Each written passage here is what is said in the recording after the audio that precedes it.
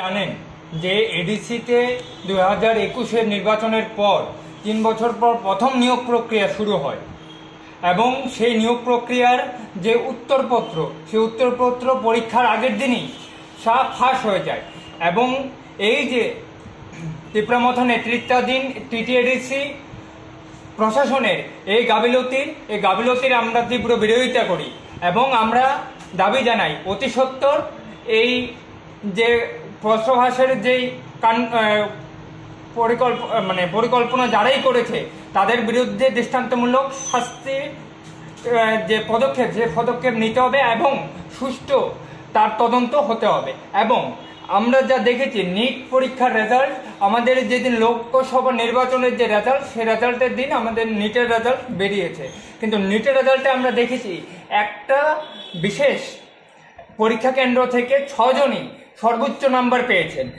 AISF বরাবরই বলে এসেছে যে কেন্দ্রিকভাবে বা যে সেন্ট্রালাইজড এডুকেশন সিস্টেম, সেই সেন্ট্রালাইজড এডুকেশন সিস্টেম বরাবরই ছাত্রদেরকে একটা অন্ধকারের দিকে ঠেলে দেবে।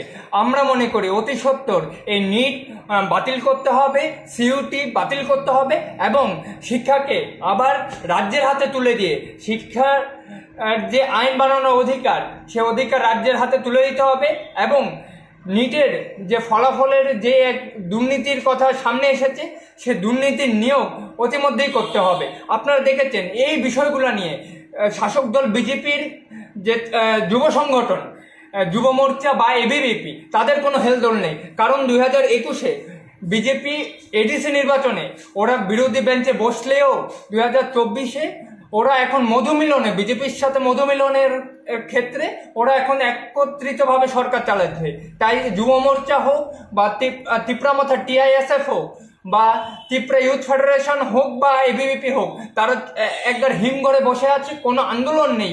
এই প্রশ্ন উত্তর ফাঁস হয়েছে তার সুষ্ঠু তদন্তের দাবিও ওরা জানাচ্ছেন না।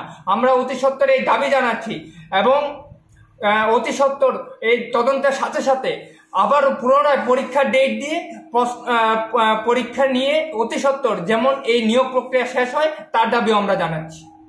আপনার পরিচয়? আমি শুভদীপ মজুমদার, সারা ভারত ছাত্র ফেডারেশনের রাজ্য সম্পাদক এবং আমার সাথে আছেন বিক্রমজিৎ সেনগুপ্ত, সারা ভারত যুব ফেডারেশনের রাজ্য সম্পাদক।